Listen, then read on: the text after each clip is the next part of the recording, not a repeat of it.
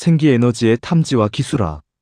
여러분, 앞에서 우리는 생기란 무엇인가, 그리고 지구가 어떻게 생기를 만들어내는가를 살펴봤습니다. 그런데 이런 질문이 남습니다. 그렇다면 이 생기라는 에너지는 정말로 측정할 수 있는가? 기술로 만들 수 있는가? 오늘 이 2강에서는 생기 에너지가 실제로 어떻게 탐지되고 어떤 방식으로 기술화되고 있는지를 차분하고 구체적으로 풀어드리겠습니다. 1부. 레이디에스테지아 생기 탐지의 시작. 생기 에너지를 탐지하는 기술은 생각보다 오래되었습니다. 1920년대 프랑스에서 알렉시스 블리 신부는 땅속의 물과 보이지 않는 에너지를 나뭇가지와 Y자형 막대기로 탐지하는 현상을 학문적으로 정리합니다. 그리고 그는 이 현상에 레이디에스테지아라는 이름을 붙였습니다. 뜻은 간단합니다. 보이지 않는 파동을 감지한다. 이 기술은 단순한 미신이나 점술이 아니라 실제로 수맥, 광맥, 지층 변화, 공간 파동을 탐지하는 데 활용되기 시작했습니다. 재미있는 사실 하나가 있습니다. 1800년대 로마 교황청에서도 나뭇가지로 물을 찾는 기술에 공식적으로 공감했고, 이후 유럽 전역에 이러한 파동 탐지 기술이 널리 퍼지게 됩니다. 이것이 바로 오늘날 생기 탐지 기술의 시작점입니다. 2부. 생기 기술은 측정에서 시작된다. 생기 기술의 핵심은 딱 하나입니다. 기는 감정이 아니라 파동과 강도라는 물리적 성질을 가진다.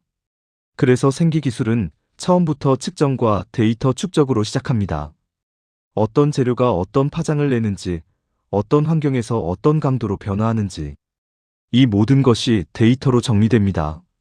특히 1900년대 이후 러시아와 유럽 쪽에서는 기 파동을 사진으로 촬영하는 실험까지 진행되었고, 지금은 센서와 장비를 통해 환경 변화와 에너지 변화를 정량적으로 관측하려는 연구도 계속되고 있습니다.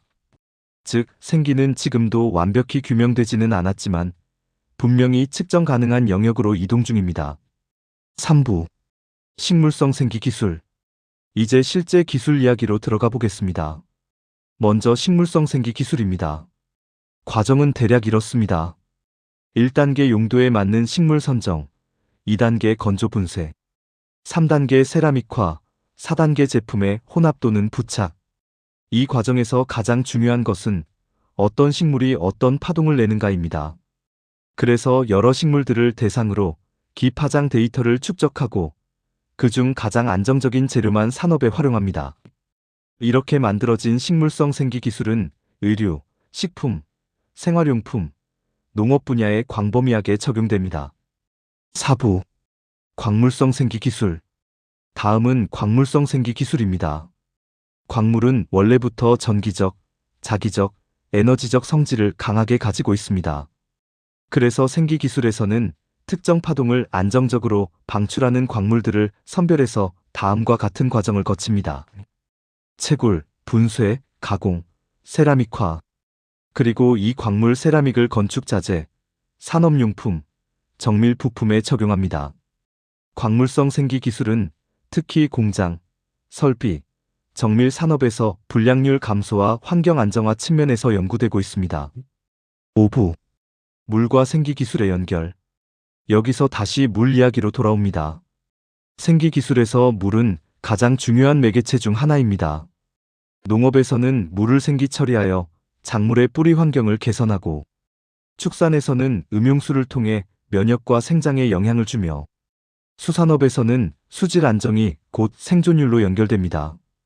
즉, 좋은 물 좋은 생기 환경이라는 구조가 그대로 적용됩니다. 결론. 오늘 2강의 핵심은 이것입니다. 생기 기술은 미신이 아니라 파동 재료 데이터 환경의 조합 기술이다. 식물과 광물은 생기 기술의 가장 중요한 원재료다. 물은 생기 전달의 핵심 매개체다. 다음 3강에서는 이 생기 기술이 실제로 경제와 산업에서 어떤 변화를 만들고 있는지, 그리고 돈과 어떻게 연결되는지를 정확하게 보여드리겠습니다. 생기세상, 다음 강의에서 다시 뵙겠습니다. 구독과 좋아요 감사합니다.